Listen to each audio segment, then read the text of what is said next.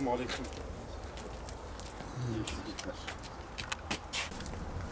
Bismillahirrahmanirrahim.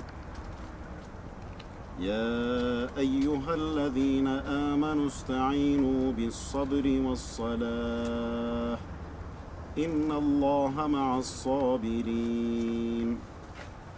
ولا تقولوا لمن يقتل في سبيل الله أموات بل أحياء ولكن لا تشعرون ولنبلونكم بشيء من الخوف والجوع ونقص من الأموال والأنفس والثمرات وبشر الصابرين أصابتهم مصيبة قالوا إنا لله وإنا إليه راجعون أولئك هم المهتدون صدق الله العظيم سبحان ربك رب العزة عما يصفون وسلام على المرسلين والحمد لله رب العالمين وخاصة إلى روحهم الفاتحة. Nusret Zafer gelsin. Hadi oradan gitme.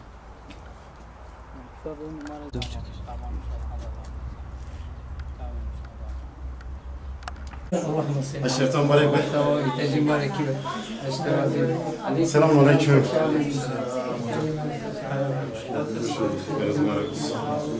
Merhaba arkadaşlar. Fotoğrafçı abi bana götürüyor. Ya ki yazırım bana. La valla valla ben mala bir raket bana. Baş. Arkadaşlar. Ben gelmem ben per tam ki cemne ki. Ne yapışmayın? Tatil et. Hoş geldin. Selamun aleyküm. Merhaba mübarek olsun.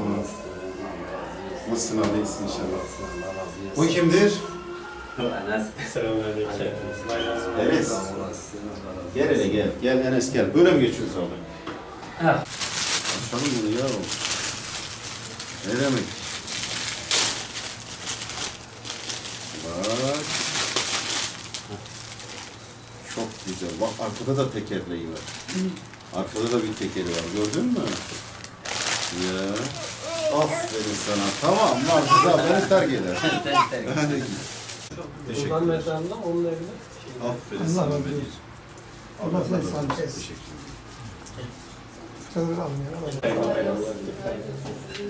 Allah razı olsun. Vallahi eşimle birlikte gelecektik. Adıyaman'daydık. Yakındır buraya. Sonra o biraz rahatsızlandı. Onun da çok selamı vardı size. Allah razı olsun. Başım üstüne. İnşallah Allah'ın izniyle bir gün ailecek de nasip olursa geleceğiz size. Tekrar bayramınız mübarek olsun.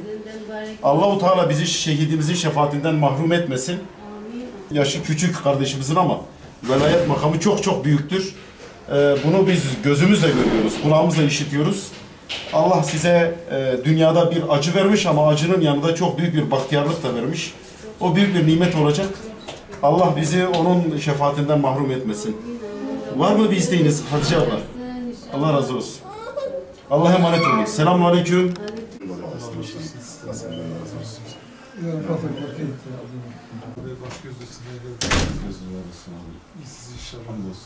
Sen nasılsın? Ben gayet iyiyim abi. Çok şükür.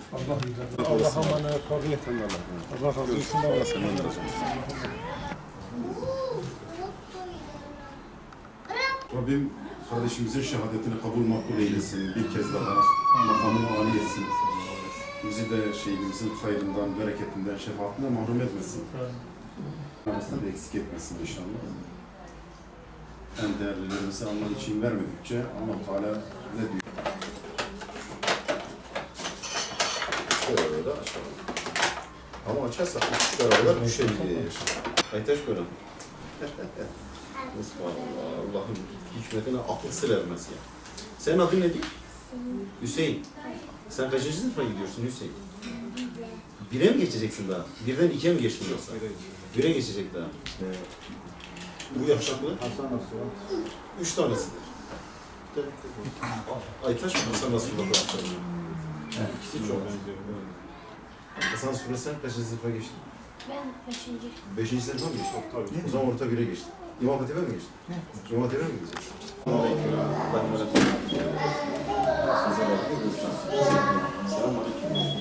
Ankara'ya gelirseniz zaten inşallah olsun. Yani merkeze uğrayın inşallah. Güzel mi?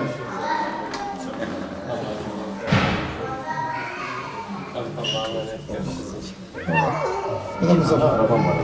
Diğeri de kardeşinin böyle bir Ali Yaşar, Hacı Muhammed. Ali onun büyüğüydü. Ha, onun küçüğüydü. O da Ali bu ikisinin küçüğüydü. Evet. Memleketimize gitmişsin sanki Sedan, ben öyle diyorum. Pirana gidemedim. Gidemedin. Yok olmaz. Ha, öyleyse şey... bizim... Onlar bizim davamızın ışıklarıdır. Yolumuzu aydınlatıyorlar. Aynen öyle. Allah sizden razı olsun. Ha, teşekkür Allah'a emanet ederim. olun. Hadi güle güle. Sana. Bana kıza verdi. Dedi ki ben de öyle. Bir sene sonra ama. Sen küçüğüydün zaten. Hele 12. Güzel bir akibetle Allah-u Teala onları mükafatlandırdı. Allah-u Teala onların hayrından, bereketinden, şefaatinden bizleri de mahrum etmesin inşallah. Peygamberlikten sonraki en yüce mertebe şeksiz, şüphesiz Allah'ın dini, davası, adaleti ikame etme uğruna bir mücadele ortaya koydular.